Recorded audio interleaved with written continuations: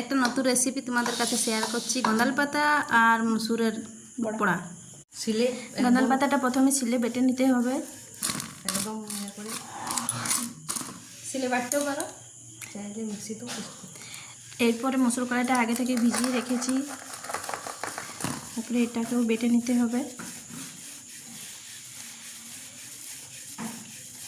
ভালো করে বাটতে হবে।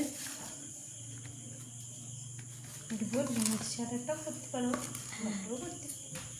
বাটা হয়ে গেলে তারপরে নুন লঙ্কা গুঁড়ো দিয়ে ভালো করে মিশিয়ে নিতে হবে। তারপর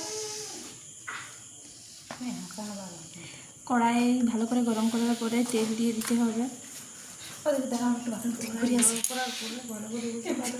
আর বড়ার আকারে দিতে হবে, ভালো করে ভাজতে হবে।